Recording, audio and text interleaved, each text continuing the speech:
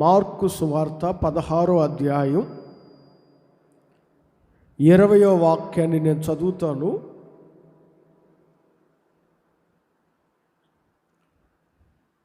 వారు బయలుదేరి వాక్యమంతటా ప్రకటించిరి. ప్రభువు వారికి సహకారుడై యుండి వెనువెంట జరుగుచూ వచ్చిన సూచక క్రియల వలన వాక్యము స్థిరపరుచుచుండెను. ఆమేన్. ఈ చదువుకున్న వాక్య భాగాన్ని మనం గమనించగలిగితే, ఈ నెల ప్రభు నన్ను ఒక్క మాటతో బలపరిచారు. నన్ను బలపరిచిన దేవుడు మిమ్మును బలపరుస్తాడని ఈ మాట చెప్తున్నాను. అక్కడ రాయబడిన ఒక్క మాట నేను మీతో చెప్తాను, చూడండి. ప్రభువు వారికి సహకారుడై, ప్రభువు వారికి సహకారుడై ఉండి అనే మాటను మీరు గమనించండి.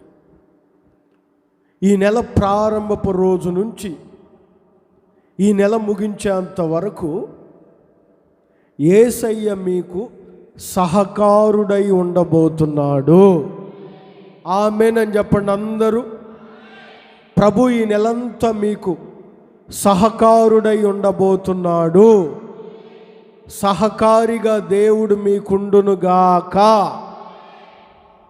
ప్రియమైన దేవుని ప్రియులారా, ఈ సందర్భాన్ని మనం గమనించగలిగితే, ఈ చదువుకున్న ఈ వాక్య భాగాన్ని మనం పరిశీలన చేయగలిగితే,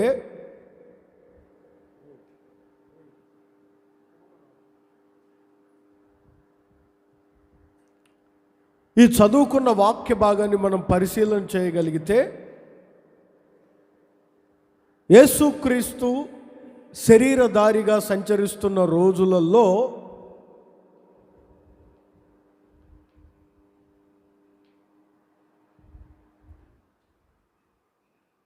ఆయన శిష్యులను వెంటబెట్టుకొని ఎన్నో అద్భుతాలు జరిగించారు, ఎన్నో సూచక క్రియలు చేశారు, ఎన్నో గొప్ప కార్యాలు జరిగించారు. ఆయన శిలువ మరణం పొందడం, సమాధిలో పెట్టబడడం, తిరిగి సజీవుడిగా లేవడం, శిష్యులందరికీ కనబడడం, ఆయన ఆరోహణమై వెళ్ళిన తరువాత జరిగిన ఈ సంగతులను మీరు గమనిస్తే, అనేకులలో వాక్యం స్థిరపరచబడుతుంది, అద్భుతాలు జరుగుతున్నాయి, మహత్కార్యాలు జరుగుతున్నాయి, సూచక క్రియలు జరుగుతున్నాయి. ఇది ఎలా సాధ్యం? ఇప్పుడు ఆయన వారి మధ్యలో లేడు కదా, శరీరధారిగా. ఒకప్పుడంటే ఆయన వారితో ఉన్నాడు, ఆయన అద్భుతాలు జరిగించారు, సూచక క్రియలు జరిగించారు. మరి ఇప్పుడు ఆయన ఆరోహణమై వెళ్ళారు కదా, మన కొరకు ఒక రాజ్యాన్ని సిద్ధపరచుటకు వెళ్ళారు కదా. అయినా ఇప్పుడు వీరు అద్భుతాలు చేస్తున్నారు, మహత్కార్యాలు చేస్తున్నారు, సూచక క్రియలు చేస్తున్నారు, సంఘాలు విస్తరించబడుతున్నాయి, శిష్యుల పరిచర్య బహుగా విస్తరిస్తుంది. దీనికంతటి గల కారణం ఏమిటి అని గమనిస్తే, ప్రభు వారి మధ్యలో శరీరధారిగా లేనప్పటికీ, ఆ వాక్యాన్ని మీరు గమనించండి. 19-20 వాక్యాలు మీరు చదివితే చాలా బాగుంటుంది. తర్వాత అక్కడ మీరు గమనించగలిగితే, ప్రభు వారికి సహకారి అయి, యేసయ్య వారికి సహకారి అయి, ఆయన వారికి సహకారుడిగా ఉండి వారిని వెనువెంట బలపరుస్తూ ఆరోహణమయ్యాడు అనే సంగతే అందరికీ కనపడుతుంది. కానీ శిష్యులు అద్భుతాలు చేస్తున్నారు, మహత్కార్యాలు జరిగిస్తున్నారు, సూచక క్రియలు జరిగిస్తున్నారు, గొప్ప కార్యాలు జరిగిస్తున్నారు. ఇదంతా ఎలా సాధ్యమంటే, వాక్యం ఏమంటుందంటే, ప్రభువు వారికి, చెప్పండి అందరూ, సహకారుడై ఉన్నాడు. దేవుని ప్రియులారా, నేను ఒంటరిగా ఉన్నాను, నాతో ఎవరూ లేరు, నేను ఈ కుటుంబాన్ని నడిపించగలనో లేదో, నేను ఈ సాగరాన్ని ఈదగలనో లేదో, ఈ బ్రతుకు సాగరాన్ని అని నిరాశ నిరాధారపడుతూ కుమిలిపోతూ ఏమండి ఒక వేదనలోనికి వెళ్ళిపోతూ జీవితాన్ని సతమతం కానివ్వకండి. మీరు ఒక్కరే కాదు, ప్రభు మీకు సహకారుడిగా ఉండి నడిపించబోతున్నాడు. ప్రభు నీకు సహకారిగా ఉండి, ప్రభు నీకు సహకారిగా ఉండి ఆయన మిమ్ముని నెలంతా నడిపించబోతున్నాడు. చేతులెత్తి ఒక్కసారి హల్లెలూయా అని చెప్పండి. ఈ వర్తమానం వినుచున్న దేవుని ప్రియులారా, ఈ నెలంతా యేసయ్య మీకు సహకారిగా ఉండునుగాక. దానికి మరొక అర్థం ఏమిటంటే తోడై ఉండుట. నాకు సహకారిగా ఉండబోతున్నాడు, మీకు సహకారిగా ఉండబోతున్నాడు. ఈ వర్తమానం వినుచున్న ప్రతి ఒక్కరికి ఈ నెలంతా ఆయన సహకారిగా ఉండబోతున్నాడు. Praise the lord. మన తోడై ఉండువారు, మనకు సహకారులుగా ఉండువారు ఎలాంటి వారో తెలుసా? మనం ఎప్పుడు పడిపోతామా వాళ్ళు బాగుపడటానికి, మనం ఎప్పుడు ఇబ్బందుల్లో పడతామా వాళ్ళు సంతోషంగా ఉండటానికి, మనం ఎప్పుడు శ్రమల్లో ఉంటామా వాళ్ళు ఆనందంగా ఉండటానికి. మనతో ఉన్న సహకారులు ఎప్పుడు మన క్షేమాన్ని కోరుకునేవారు కాదు. కానీ మనం ఆరాధిస్తున్న యేసుక్రీస్తు మన వెనువెంటనే ఉండి ఎలా ఉంటాడో తెలుసా? వెనువెంటనే ఉండి చూస్తూ సంతోషించేవాడు కాదు. వెనువెంటనే ఉండి నేను గుంతలోనికి దొక్కేవాడు కాదు. వెనువెంటనే ఉండి నీకు కీడు చేసేవాడు కాదు. వెనువెంటనే ఉండి నిన్ను ఇబ్బందుల్లోనికి నెట్టేవాడు కాదు. వాక్యాన్ని మీరు గమనిస్తే వారి వెనువెంట ఉండి వారికి సహకారుడుగా ఉన్నాడు. అలాంటి గొప్ప మేలు ఈ మాటలు వినుచున్న మీ అందరికీ ఈ నెలలో నా దేవుడు సహకారిగా ఉండబోతున్నాడు. చేతులెత్తి ఒక్కసారి హల్లెలూయా అని చెప్పండి. భక్తుడైన దావీదు ఒక మాట చెప్పారు. అది 55వ కీర్తన మీరు చదివితే అక్కడ రాయబడిన మాటను గమనించండి. 55వ కీర్తన 12, 13 వాక్యాలను గమనించగలిగితే అక్కడ రాయబడిన మాటలు ఇలా ఉన్నాయి. నన్ను దూషించువాడు శత్రువు కాదు. ఒకవేళ శత్రువైన ఎడల నేను సహిస్తాను. పోనీలే, వాడు పుట్టినప్పటి నుంచి నా శత్రువు, వాడు ఏ రోజు వాడు నాకు మేలు చేయలేదు అని నేను సహిస్తాను. తర్వాత అంటారు చూడండి, నా మీద పగబెట్టుకునేవాడు, నన్ను చూసి విర్రవీగేవాడు, నా మీద పగబట్టినవాడు నా మిత్రుడు కాదు. నేను దాగి ఉంటాను. అక్కడ ఒక మాట రాయబడి ఉంది, నా సహకారి కాదు.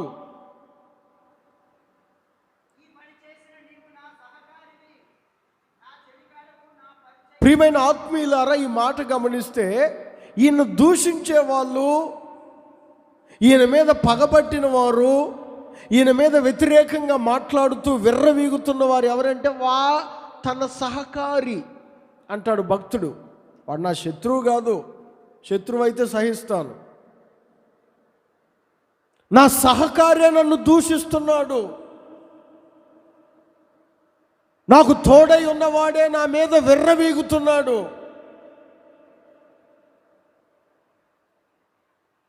నా మీద పగబట్టిన వాడు నా సహకారి. కానీ నా దేవుడు అలా కాదు. మనతో ఉన్న సహకారులు మన మీద పగలబడుతుంటారు, విర్రవీగుతుంటారు. మనల్ని చూసి మన మీద వ్యతిరేకంగా మాట్లాడుతుంటారు, పగబడుతుంటారు, దూషిస్తుంటారు. అయితే మన దేవుడు అలా చేసేవాడు కాదు. మన వెనువెంటనే ఉండి, మనకు సహకారిగా ఉండి ఎన్నో అద్భుతాలు మన పట్ల చేయబోతున్నాడు. ఆ రోజున ఆది అపోస్తుల దినాలలో శిష్యులకు సహకారిగా ఉండి, వెనువెంట వారిని సహకారిగా ఉండి ఎలా బలపరుస్తూ, సంఘాన్ని స్థిరపరుస్తూ, వాక్యాన్ని స్థిరపరుస్తూ, వారి ద్వారా ఎన్నో అద్భుతాలు ఆయన జరిగిస్తూ వచ్చారో, ఈ సెప్టెంబర్ నెల ప్రభు మీకు సహకారిగా ఉండి ఎన్నో అద్భుతములు మీ ద్వారా జరిగించబోతున్నాడు. మీ పట్ల ఎన్నో గొప్ప కార్యాలు చేయబోతున్నాడు. చెప్పండి, ఆయన ఎవరు? అందరు చెప్పాలి, ఆయన ఎవరు? ఆయన మీకు సహకారిగా ఉండునుగాక. ఈ నెలంతా యేసుక్రీస్తు మీకు సహకారిగా ఉండునుగాక. చేతులెత్తి అందరూ హల్లెలూయా అని చెప్పండి. కొన్ని మాటలు నేను మీతో పంచుకుంటాను. ప్రభు మన సహకారి అయితే, ప్రభు మన సహకారిగా ఉంటే మన జీవితాల్లో కలిగే ఆశీర్వాదాలు ఏమై ఉంటాయి?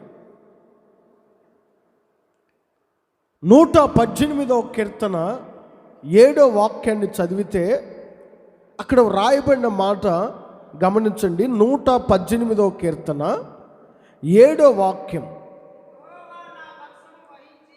యెహోవా నా పక్షము వహించి నాకు సహకారి అయి ఉన్నాడు. నా కోరిక నెరవేరుట నేను చూచెదను.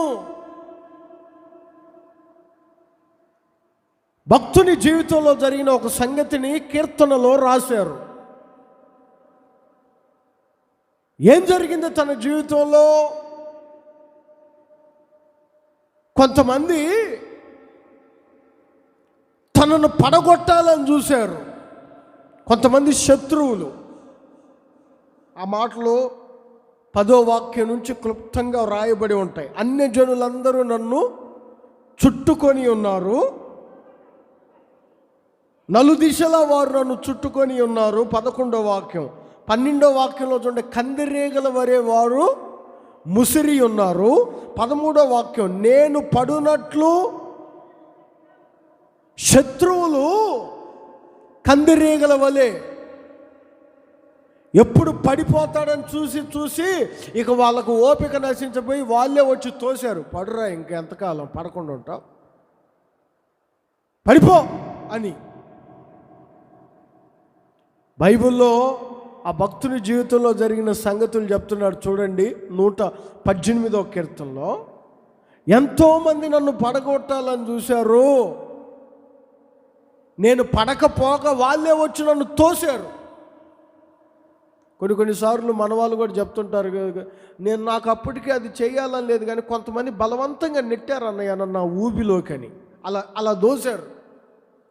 అప్పుడు ఒక మాట అంటాడు చూడండి భక్తుడు, యెహోవా నాకు సహాయము చేసెను. ప్రభు నా పక్షముగా ఉండి నాకు సహకారి అయి ఉన్నాడు. మనకు సహకారి అయి ఉన్న దేవుడు ఏం చేశాడో తెలుసండి?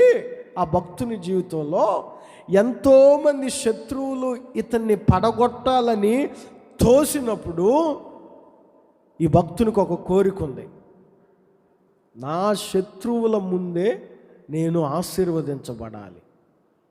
ఎవరు పడగొట్టాలని చూశారో వారి ముందే నేను దీవించబడాలి. ఎవరు కందిరీగల వలె నా చుట్టూ ముసిరారో వారి మధ్యలోనే నేను ఆశీర్వదించబడాలి. అందుకే ఒక మాట అంటారు చూడండి, నా శత్రువుల విషయమై నా కోరిక నెరవేరుట నేను చూచెదను. ఎన్నో కోరికలు మన జీవితంలో మిగిలిపోయాయి. కొన్ని నెరవేరాయి, కొన్ని నెరవేర్చబడలేక అలానే మిగిలిపోయాయి. ప్రియులారా, విశ్వసించండి, ప్రభు నీకు సహకారి అయి, ప్రభు నీ తోడై ఉండి, నీ మనసులో ఏ కోరిక నీవు నెరవేర్చబడాలని ఎదురు చూస్తున్నావో ఆ కోరిక ఈ నెలలో నా దేవుడు నెరవేర్చబోతున్నాడు. నీకొక ఆశ ఉంది, ఉద్యోగం రావాలనో, వ్యాపారం జరగాలనో, ఇల్లు కట్టుకోవాలనో, అప్పు తీర్చబడాలనో. శత్రువులు ఆ కోరిక నెరవేరనివ్వకుండా చుట్టూ చేరి కందిరేగల వలె ముసిరి, భక్తుడు అంటాడు, కందిరేగల వలె నలుదిశలో నన్ను చుట్టుకొని ఉన్నారు. ఒకనొక సందర్భంలోనే పడిపోవట్లేదని తోశారు కూడా పడమని. దేవుడు నాకు సహాయకుడిగా ఉన్నాడు. ఈ నెలలో నా యేసయ్య మీకు సహాయకుడిగా ఉండబోతున్నాడు. ఆయన సహాయకుడిగా ఉంటే నీ కోరిక నెరవేర్చబడటం నువ్వు చూస్తావు. నా కోరిక నెరవేర్చయ్యా నెరవేర్చయ్యా అని ప్రార్థన చేసుకుంటారు చాలామంది. మనకి ఎన్నో కోరికలు ఉంటాయి. నా కోరిక నెరవేర్చు ప్రభువా, నెరవేర్చు ప్రభువా అని చాలామంది అనుకుంటారు. ఆ కోరిక నెరవేరే లోపే ఇలా కోరికను చూడకుండా మధ్యలోనే చచ్చిపోతుంటారు కొంతమంది మధ్యలోనే. ప్రభు అలా చేయడు. నీ మనసులో ఉన్న కోరిక నెరవేర్చబడటం నువ్వు చూస్తావు. Praise the Lord. ఆయన నీకు సహకారిగా ఉండి అలాంటి గొప్ప అద్భుతము చేయబోతున్నాడు.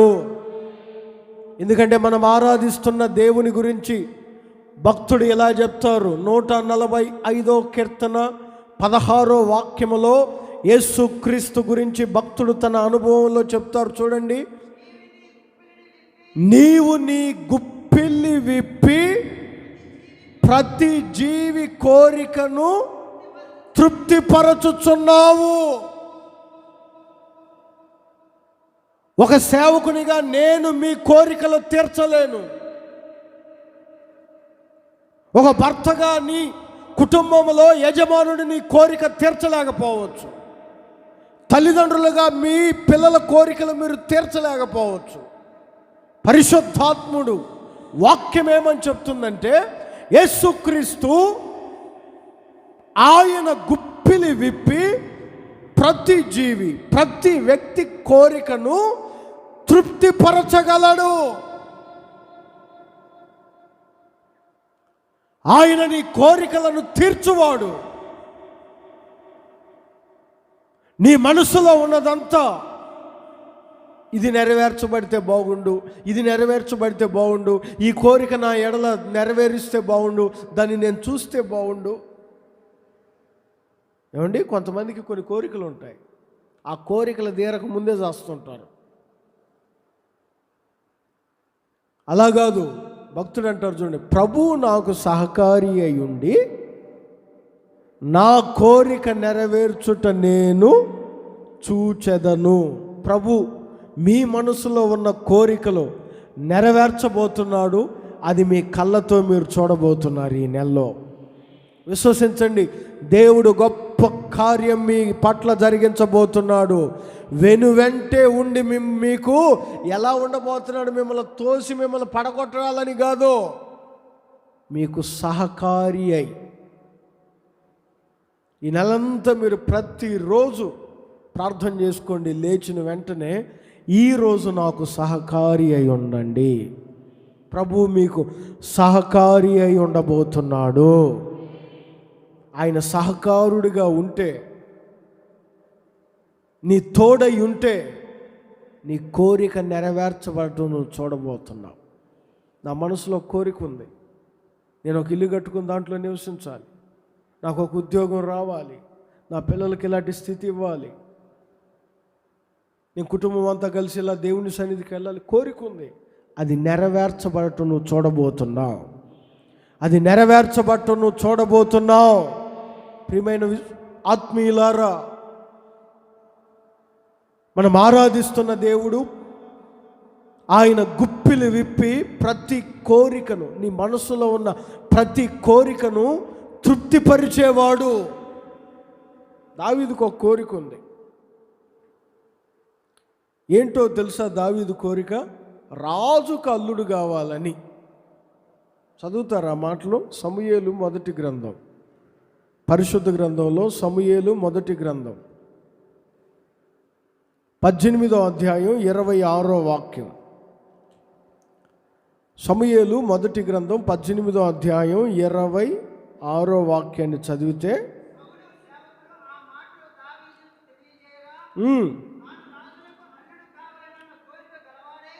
నేను ఎందుకు చెప్పానంటే ఈ మాట, దావీదు ఎవరు మనకు తెలుసు. తండ్రే తృణీకరించి గొర్రెలు గాయటానికి పెట్టిన వ్యక్తి.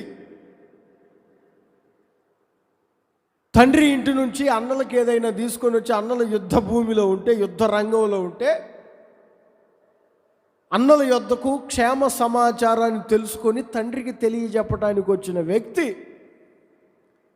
వాళ్ళు వీళ్ళు మాట్లాడుకుంటుంటే అన్నీ విని తన మనసులో ఒక కోరిక కలిగింది. రాజుకు అల్లుడు కావాలనే కోరిక. గొర్రెల కాపరి ఎక్కడ? రాజుకు అల్లుడు ఎక్కడ? ఏంటి దావీదు నీ కోరిక ఏంటి? నా కోరిక ఏమీ లేదయ్యా, రాజుగారికి అల్లుడు కావాలి.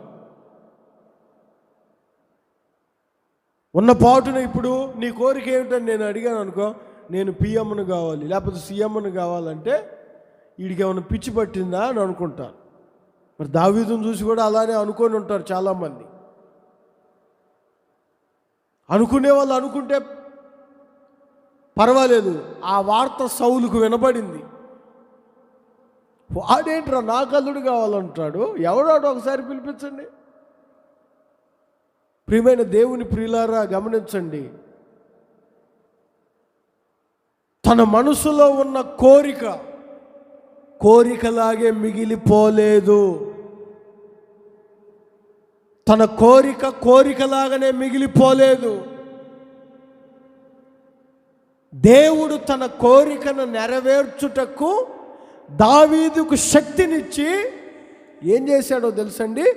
ఇంచుమించు, అక్కడ ఆ మాటలు మీరు గమనిస్తే, ఇంచుమించు 200 మంది ఫిలిష్తీయులను చంపాడు.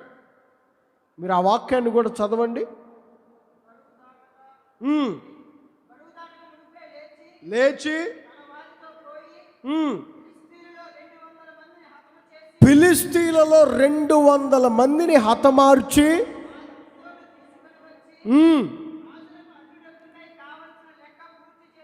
రాజునకు అల్లుడు కావాలంటే కొన్ని లెక్కలు ఉన్నాయి. ఆ లెక్కలన్నిటిని పూర్తి చేశాడు. ఎవరు? ఒక గొర్రెలు కాచుకునే వ్యక్తి. ప్రియమైన దేవుని ప్రియులారా, ఓ దైవ సేవకునిగా నేను మీతో చెప్తున్నాను, మీ మనసులో ఏ కోరికలైనా ఉన్నవండి, కోరుకోండి. కోరుకోవటంలో తప్పేమీ లేదు. దావీదు కోరుకున్నాడు చూడండి, దావీదు ఆశపడ్డాడు చూడండి. ఏ కోరిక నీ మనసులో ఉన్నా ఆ కోరిక తీర్చబడటానికి అవసరమైన ప్రతి సహాయం ఈ నెలలో నా దేవుని ద్వారా మీరు అనుభవించబోతున్నారు. 200 మంది ఫిలిష్తీయులు ఎలా చంపావురా? నాకే తెలియదండి. నాకు ఒక కోరిక ఉంది, నా దేవునికి చెప్పాను, ఆయన నాకు సహకారి అయి నా వెనువెంట ఉండి నన్ను బలపరిచాడు గనుకనే 200 మంది ఫిలిష్తీయులను చంపాను. నీ వెనువెంటే ఉండి, సహకారిగా ఉండి, నా ప్రభు నిన్ను ఏమండి బలపరిచి నీ కోరికను నెరవేర్చడం నువ్వు చూడబోతున్నావు. ఫలానా కోరిక ఉంది నాకు, ఆ కోరిక తీర్చబడాలంటే నేను ఇది చేయాలి, ఇది చేయాలంటే ప్రభు నీకు సహకారిగా ఉండాలి. అట్టి గొప్ప దీవెన ఈ నెలలో మీరు అనుభవించబోతున్నారు.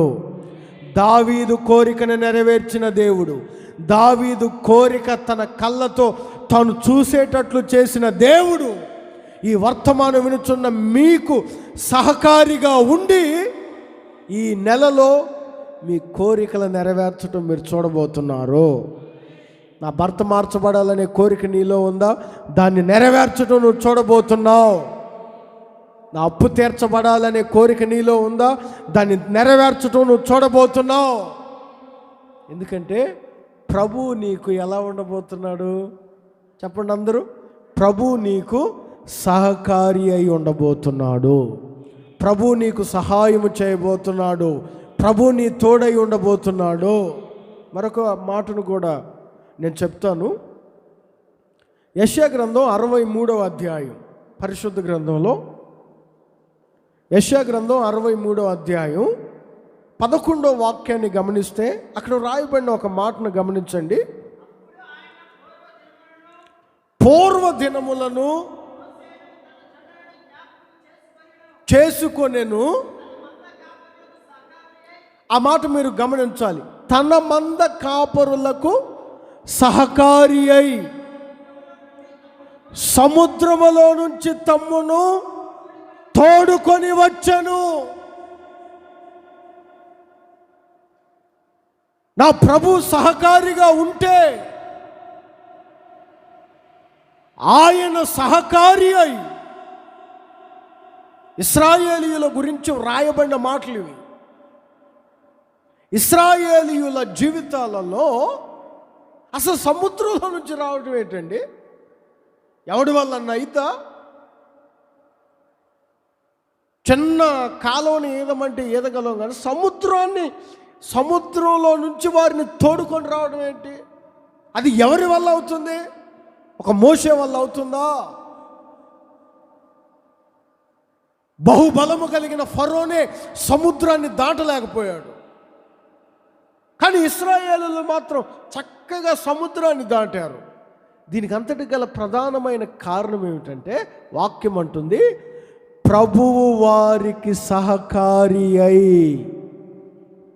దేవుడు మనకు సహకారిగా ఉంటే నీ జీవితంలో ఎంత అసాధ్యం, ఇది నా వల్ల కాదు అని నీవు అనుకుంటున్నా, దేవుడు నీకు సహకారిగా ఉంటే దాన్ని సురక్షితముగా ఏదగలవు.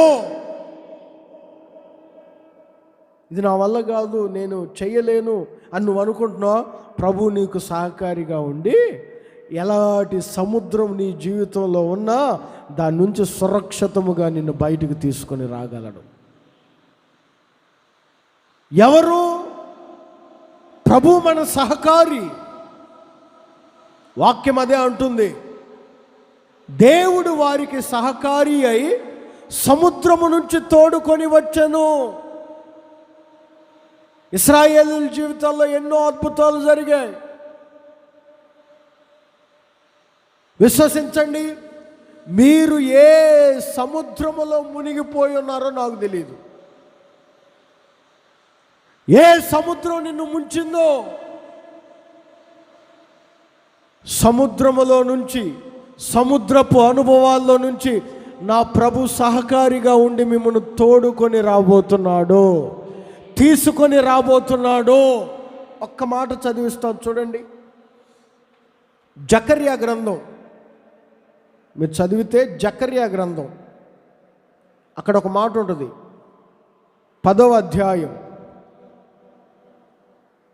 జకర్యా 10వ అధ్యాయం 11వ వాక్యాన్ని చదివితే,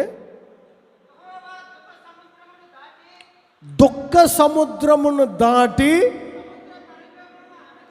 సముద్ర తరంగములను అణచివేయును. ప్రభు మీకు ఈ నెలంతా సహకారిగా ఉండబోతున్నాడు.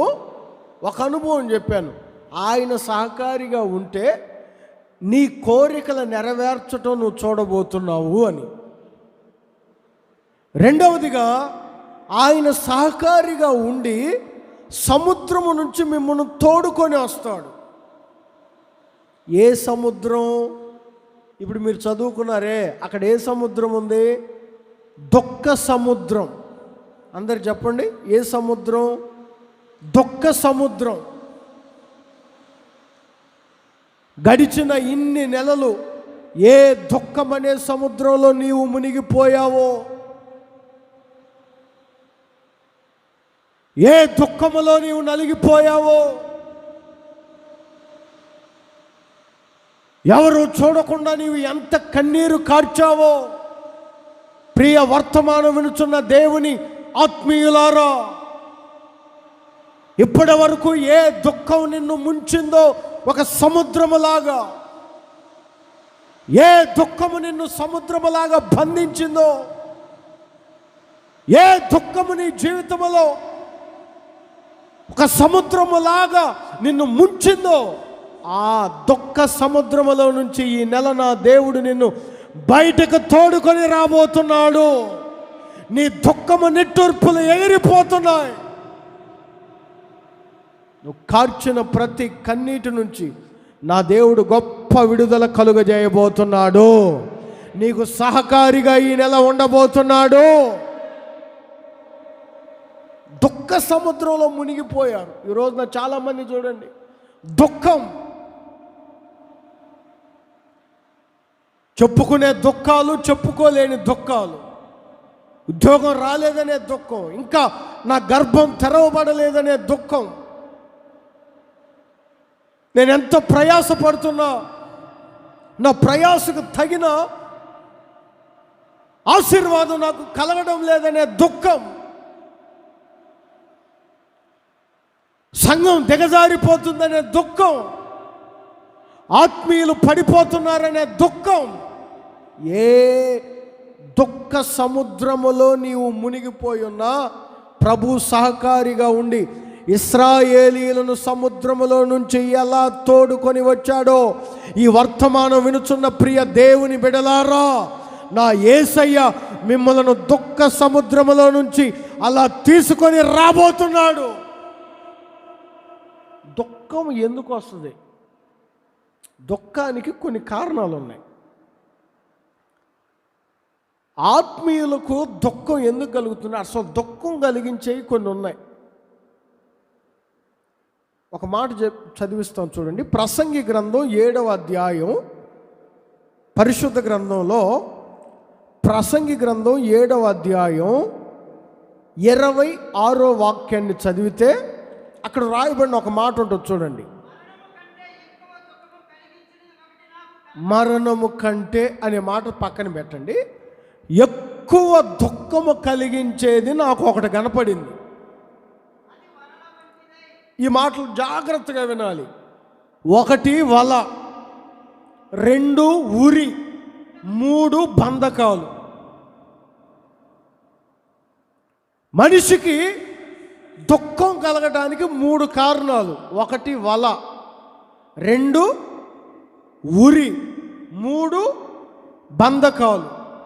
అది వలల వంటిదై, ఉరుల వంటిదై, బంధకములు కలిగినది. ఎక్కువ దుఃఖము కలగడానికి గల కారణం ఏమిటంటే వల, ఉరి, బంధకం. మనిషిని ఈ 3 దుఃఖానికి కారణముగా మారుస్తున్నాయి. ఈ రోజుల్లో ఎందుకు దుఃఖం? వల వలన. వల ఇంగ్లీష్లో ఏమంటారు? నెట్ అంటారు. నెట్. చక్కగా ఉన్న కుటుంబంలో ఇంటర్నెట్ మాయలో పడి, వలలో పడి దుఃఖానికి కారణముగా లేకపోలేదు.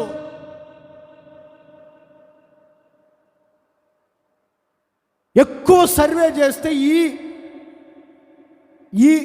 2000 సంవత్సరం, ఈ 2020 సంవత్సరపు కొన్ని సంవత్సరాల నుంచి ఎక్కువగా మనిషి ఎందుకు దుఃఖానికి కారణంగా మార్చబడుతున్నాడు? చక్కగా ఉన్న కుటుంబాలు పాడైపోవటానికి కారణం, ఎదిగిన పిల్లలున్న కుటుంబాలలో భార్యాభర్తల మధ్యలో దుఃఖానికి కారణం వల, ఇంటర్నెట్ అనే వల. ఏది చూడాలో ఏది చూడకూడదో, దేన్ని తీసుకోవాలో దేన్ని తీసుకోకూడదో, ఈ వల మనిషిని దుఃఖానికి కారణముగా మారుస్తుంది. 2 ఎదిగిన పిల్లలు ఉన్నప్పుడు ఇంట్లో భార్య ఏం చూడాలో తెలియడం లేదు ఆ వలలో, భర్త ఏం చూడాలో తెలియడం లేదు ఆ వలలో. అందుకే ప్రవక్త అంటాడు, ఎక్కువ దుఃఖం కలిగించే నాకు 3 కనపడ్డాయి. 1 వల, 2 ఉరి, 3 బంధకాలు. జాగ్రత్త ప్రియులారా, ఈ వలలో నీవు పడ్డావేమో. ఏ వల నిన్ను బంధించిందో, ఉరి, మరొకటి ఉరి. ఆత్మీయులను కూడా దేవుని రాజ్యానికి వారసులుగా చేర్చని ఒకే ఒక్క మార్గం ఉరి, ఆత్మహత్యలు. ఈ కడవరి దినాలలో ఇది ఎక్కువైంది. ఎవరు చంపట్లా, హఠాత్తుగా ఎవరు చావట్లా, ఆత్మహత్యలు. దేవుడిచ్చిన ఈ ఆయుష్ను, దేవుడిచ్చిన ఈ ప్రాణాన్ని మధ్యలోనే తమకు తామే సొంత నిర్ణయాలు తీసుకొని ఆత్మహత్యలు, ఉరి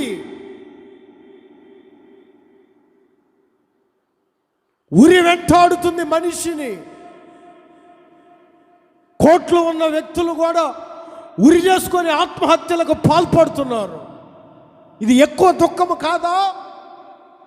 దుఃఖ సముద్రం కాదా? సులభముగా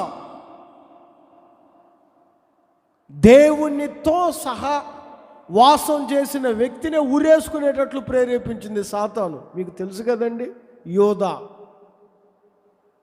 దేవునితోనే తిన్నాడు, దేవునితోనే తిరిగాడు, దేవునితోనే సహవాసంలో ఉన్నాడు. సాతాను ఉరికి ప్రేరేపించింది. చావులు, హఠాత్ పరిమాణాలు. దేవుని బిడ్డలో నాకు చావాలని ఉంది, నేను చేస్తాను. ఇది ఉరి, దుఃఖాన్ని కలిగించే ఉరి. అలాంటి దుఃఖ సముద్రము నుంచి నా యేసయ్య మిమ్మును విడిపించబోతున్నాడు. ఇంకోటి ఏంటి? బంధకాలు. మనిషిని ఇది ఎక్కువగా దుఃఖానికి కలుగు చేస్తుంది.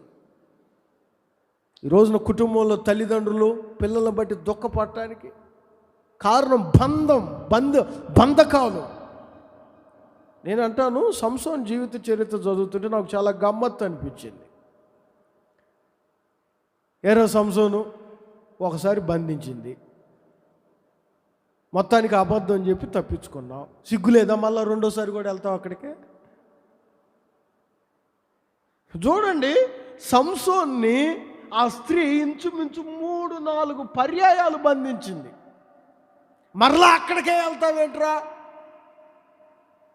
నీ వీక్నెస్ తెలుసుకోవాలని ట్రై చేస్తుందని నీకు తెలుసు కదా ఆమె. మరలా అక్కడికే వెళ్తావేంటంటే, నా బలహీనత, నేను బంధించబడిపోయాను.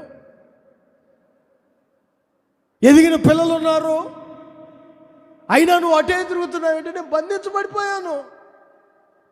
తాగుడికి బంధించబడిపోయాను, పరస్త్రీకి బంధించబడిపోయాను, లోకానికి బంధించబడిపోయాను, వ్యసనాలకు బంధించబడిపోయాను. ఇది కుటుంబానికి దుఃఖాన్ని కలుగజేయడం లేదా? ఏ వలలో మీరున్నా, ఏ ఉరిలో మీరున్నా, ఏ బంధకాల్లో మీరున్నా, ఈ దుఃఖ సముద్రము నుంచి ఈ నెలలో నా యేసయ్య సహకారిగా ఉండి మిమ్మును విడిపించబోతున్నాడు. ప్రభు సహకారిగా ఉండబోతున్నాడు ఈ నెలలో. వాక్యం అంటుంది, ఆయన వారికి సహకారి అయి. శరీరధారిగా లేడు కదరా. ప్రజలందరూ ఆశ్చర్యపోతున్నారు, వీళ్ళు అద్భుతాలు చేస్తున్నారేంటి, వీరి నోటి మాటలు స్థిరపరచబడుతున్నాయేంటి, వీరి జీవితంలో వాక్యం స్థిరపరచబడుతుందేంటి, వాక్యం చెప్పారంటే అక్కడ సంఘం కట్టబడుతుందేంటి, అసలు ఎలా జరుగుతున్నాయి ఇవన్నీ అంటే, వారు మార్కు అంటాడు, మార్కు సువార్త దైవజనుడు అంటాడు, ప్రభు వారికి, చెప్పండి అందరూ, సహకారి అయి ఉన్నాడు. ఈ నెలలో నా యేసయ్య మీకు సహకారిగా ఉండబోతున్నాడు. విశ్వసించండి, ప్రభు మీకు సహకారిగా ఉండి మీ కోరికను నెరవేర్చబోతున్నాడు. ప్రభు మీకు సహకారిగా ఉండి ఏమండి? ప్రభు మీకు సహకారిగా ఉండి మీ దుఃఖ సముద్రాన్ని దాటించబోతున్నాడు. ఏ వల, ఏ ఊరి, ఏ బంధకాలు నీ ఆత్మీయ జీవితాన్ని పతనానికి దిగజారుస్తున్నాయో ఆ దుఃఖ సముద్రము నుంచి యేసయ్య మిమ్మును తోడుకొని రాబోతున్నాడు. ఒక్క మాట చదివించి ముగిస్తాను. 54వ కీర్తన 4వ వాక్యం, పరిశుద్ధ గ్రంథంలో 54వ కీర్తన 4వ వాక్యాన్ని చదువుతారు చూడండి. దేవుడే నాకు సహాయకుడు, నా ప్రాణమును ఆదరించువాడు. అందరూ హల్లెలూయా అని చెప్పండి. ఈ నెలలో నీ ప్రాణమును ఆదరించబోతున్నాడు. ప్రాణమా, తొందరపడవద్దు. ప్రాణమా, విసిగిపోవద్దు. ప్రాణమా, ఇన్ని నెలలు గడిచాయి, ఇంకా నా జీవితంలో అద్భుతం జరగలేదని తొందరపడకండి. ప్రాణమా, ఇంకా దేవుని నమ్ముకున్నాను, నా జీవితంలో ఇలాంటి కార్యాలు ఏమి జరగలేదే, ఆశ్చర్య కార్యాలని విసుగు చెందవద్దు. ప్రాణమా, తొందరపడవద్దు. ప్రాణమా, నిరాశ్రయంగా ఉండకండి. ప్రాణమా, తొట్టిల్ల మాకు. ప్రాణమా, కలవరపడవద్దు. నీ ప్రాణమును ప్రభు ఆదరించబోయే నెల ఈ నెల. నీ ప్రాణమునకు నెమ్మదిని కలుగజేయబోయే నెల ఈ నెల. నీ ప్రాణమునకు సేద తీర్చబోయే నెల ఈ నెల. నీ ప్రాణానికి, అందుకే వాక్యం అంటుంది, ప్రభు నా సహాయకుడు, నా ప్రాణమును ఆదరించువాడు. చావమన్న వాళ్ళు ఉన్నారు, నా ఇంట్లో నుంచి వెళ్ళిపోమన్న వాళ్ళు ఉన్నారు, నువ్వెందుకు పనికిరావురా, నీ జీవితం ఎందుకు అన్న వాళ్ళు ఉన్నారు. కానీ నా ప్రభు నీ ప్రాణమును ఆదరించబోతున్నాడు. నీ ప్రాణమునకు నెమ్మది కలుగు చేయబోతున్నాడు. ప్రభు మీ ప్రాణములను ఆదరించునుగాక. ప్రభు ఈ మాటలు మీ హృదయములో భద్రపరచునుగాక.